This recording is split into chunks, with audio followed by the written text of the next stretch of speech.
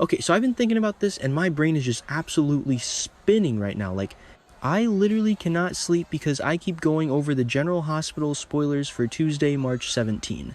And none of it is making sense, but also it makes perfect sense. Wait, let me back up. I'm typing this at like 3 a.m. because if I don't get this out of my head, I'm gonna lose my mind. Here's what's bugging me. Jason Morgan. Actually, no, first I should mention the whole escape plan thing. Jason is telling Sonny Corinthos that he's taking Britt Westbourne and they are going to hide out in Canada. Canada. Because Britt is working on having her medication reverse engineered. Which, okay, sure. Britt is a genius, we know this, but reverse engineering a highly complex, life-saving medication while they are on the run. In Canada, it feels like a stretch even for GH. But then again, that doesn't explain why Jason is making this massive, deadly promise. Wait, what was I saying? Oh right, the promise.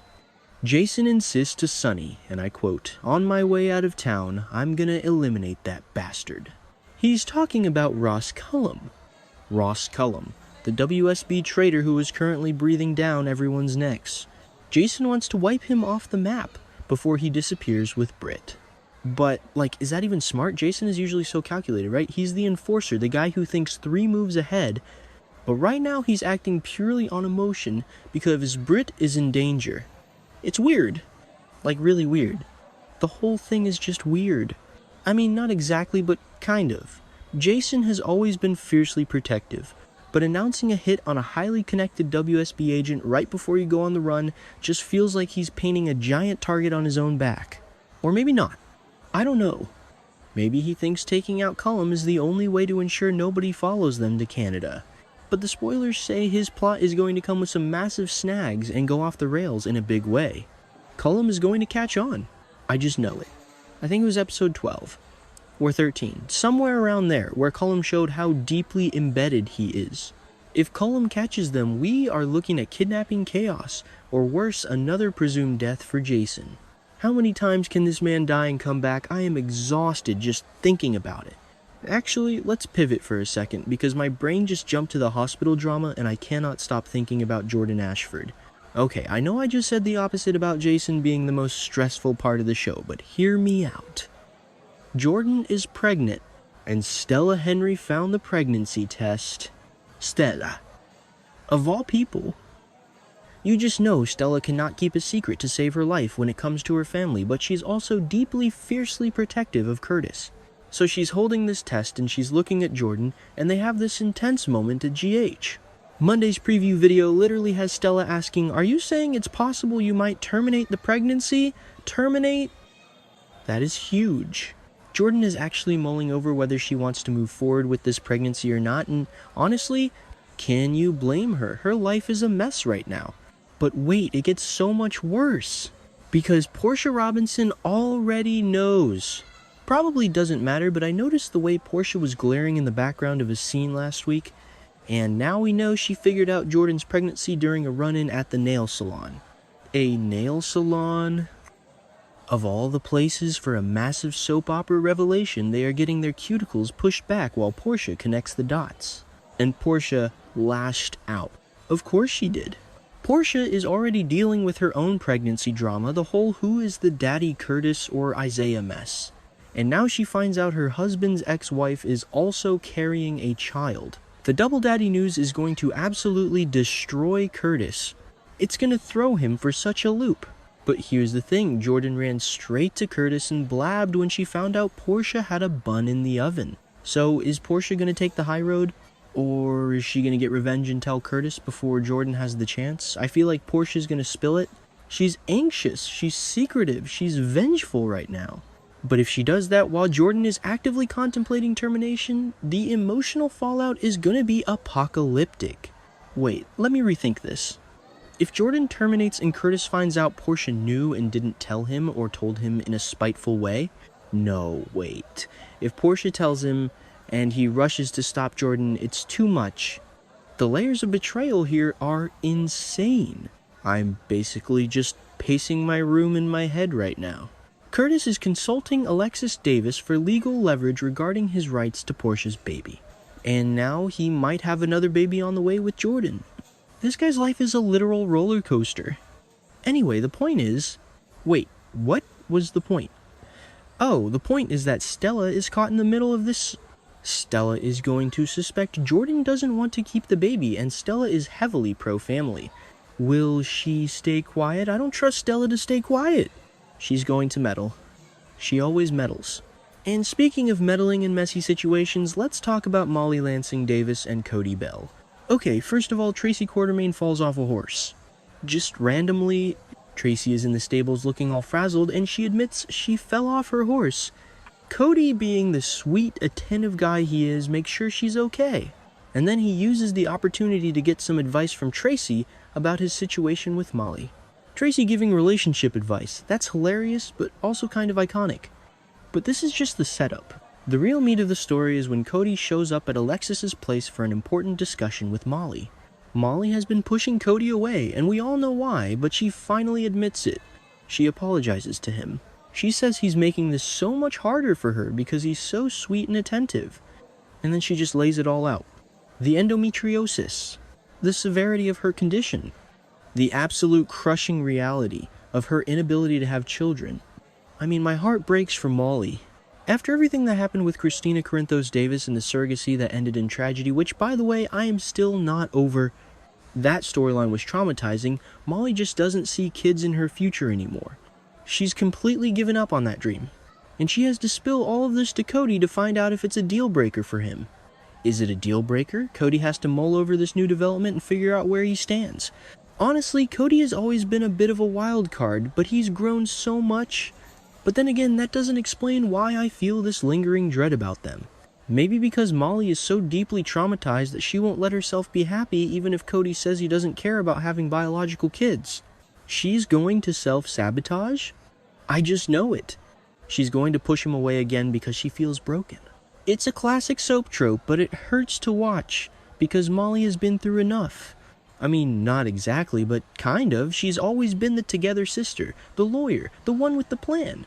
And now her body has betrayed her, and her sister's surrogacy ended in disaster.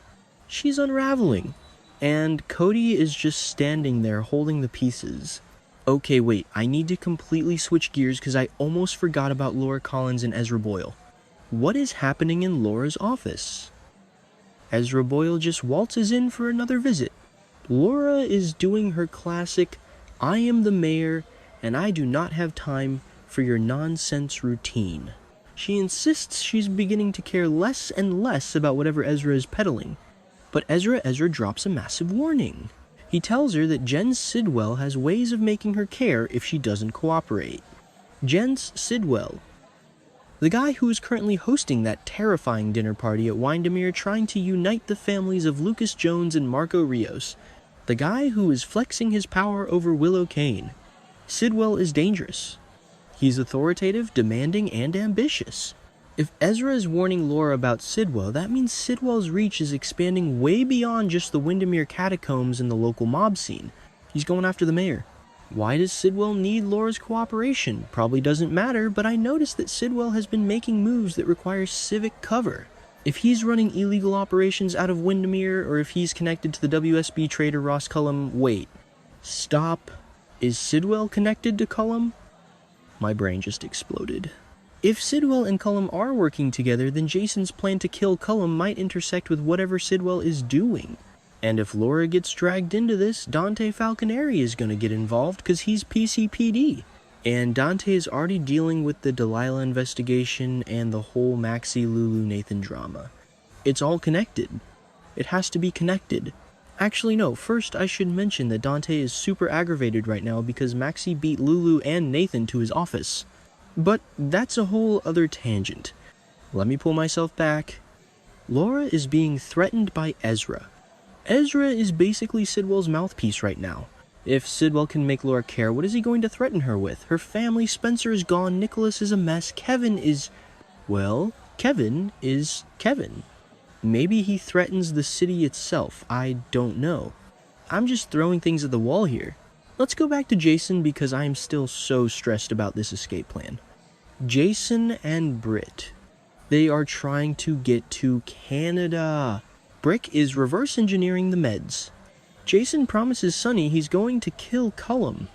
But, the spoilers say, the plan goes off the rails. What if Cullum anticipates the hit Cullum is WSB? He has resources. Jason is just one guy, albeit a very lethal guy, but he's distracted by trying to keep Britt alive. If Cullum catches them, he's not just going to kill Jason. He's going to use Britt as leverage. And Britt is already devastated because she knows Jason can't keep his promise to stick around. If Jason gets presumed dead, again, I swear I am writing a strongly worded letter to the writers. I can't take another Jason is dead, but actually he's just being held captive in a secret facility storyline. We just did this. We just got him back. It's weird. Like, really weird. The way they are setting this up feels so final but also so open-ended. Wipe him off the map. Eliminate that bastard. Jason is speaking with such finality. And Britt is so clinical but also so emotionally raw right now. She tipped off Jack Brennan about Cullum, so Brennan is also in the mix. Brennan warned Jocelyn that there is a traitor in the WSB, so Jocelyn knows. Carly knows because Jocelyn told Jason about Carly's alliance with Valentine, and Jason caught Carly with Valentine. It's a massive web of secrets, and everyone is lying to everyone else.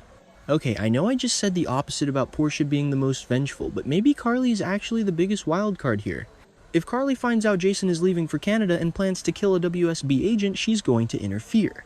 She always interferes. She cannot let Jason do anything without inserting herself. And Valentine is right there, probably manipulating the situation to his advantage. I am losing my train of thought again. Let me look at the Molly and Cody thing one more time. Cody talking to Tracy. Tracy falling off a horse. Why did they include Tracy falling off a horse? Is it just comic relief? Or is Tracy getting older and losing her edge? Which makes her vulnerable. No, Tracy Quartermain is never vulnerable. She probably fell off the horse on purpose to test Cody. Or maybe not. I don't know. I'm overthinking the horse. Forget the horse. The important part is Molly crying in her apartment, completely shattered by her endometriosis, telling Cody she can't give him a family. That is real drama.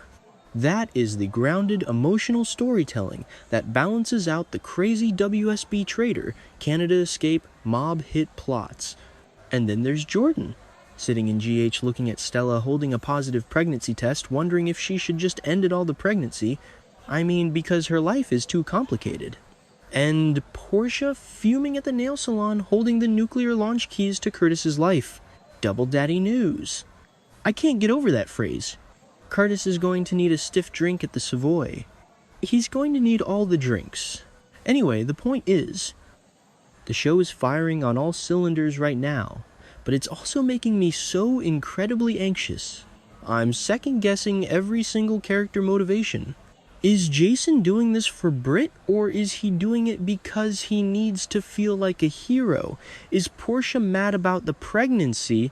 Or is she just terrified of losing Curtis to Jordan again? Is Molly pushing Cody away because of the kids thing? Or because she's afraid to be loved when she feels so broken? I don't have the answers. I'm just gonna sit here in the dark and keep refreshing the spoiler pages until I pass out.